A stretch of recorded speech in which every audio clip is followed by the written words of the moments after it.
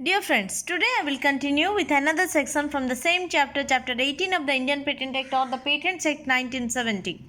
Today's section is section 111 and the title is Restriction on Power of Court to Grant Damages or Account of Profits for Infringement. Okay, so we will consider all the subsections and key points to understand this section. Fine. So, subsection 1 says, in a suit for infringement of patent, damages or an account of profits shall not be granted against the defendant who proves that at the date of the infringement he was not aware and had no reasonable grounds for believing that the patent existed. Okay, and the explanation is a person shall not be deemed to have been aware or to have had reasonable grounds for believing that a patent exists by reason only of the application to an article of the word patent, patented, or any word or words expressing or applying that a patent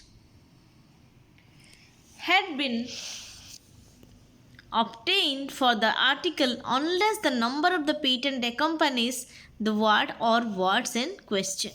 Okay friends, so please go through the observed words, please observe the underlined words and please consider the punctuation marks while reading the subsection and read it carefully. Okay, so here we can say subsection 1 of section 111, it can be summarized with a particular term, that is innocent infringement. Okay, so here it can be explained in short as, please take a look at the sentences in black ink. Okay, if an article bears the word patent, patented, or any other word which implies that the patent has been obtained, then the defendant shall not be aware that patent existed unless the patent number has been mentioned.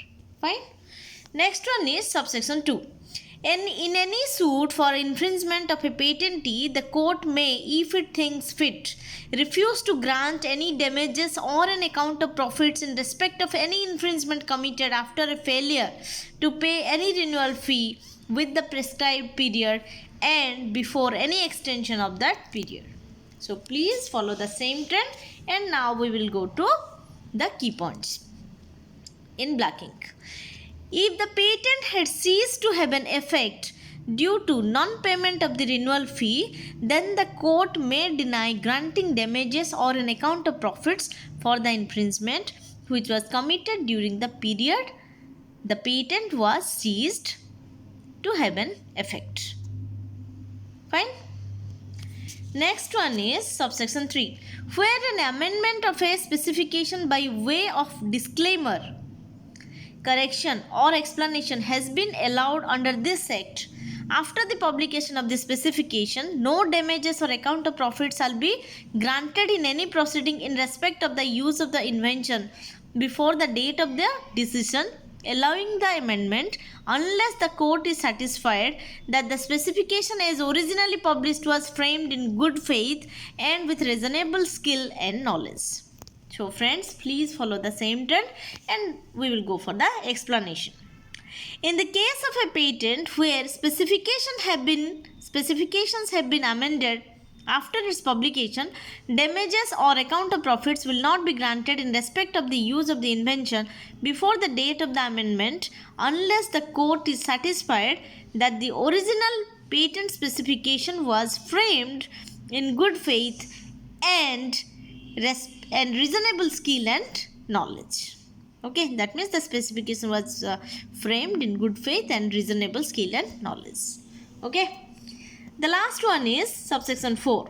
Nothing in this section shall affect the power of the court to grant an injunction in any suit for infringement of a patent.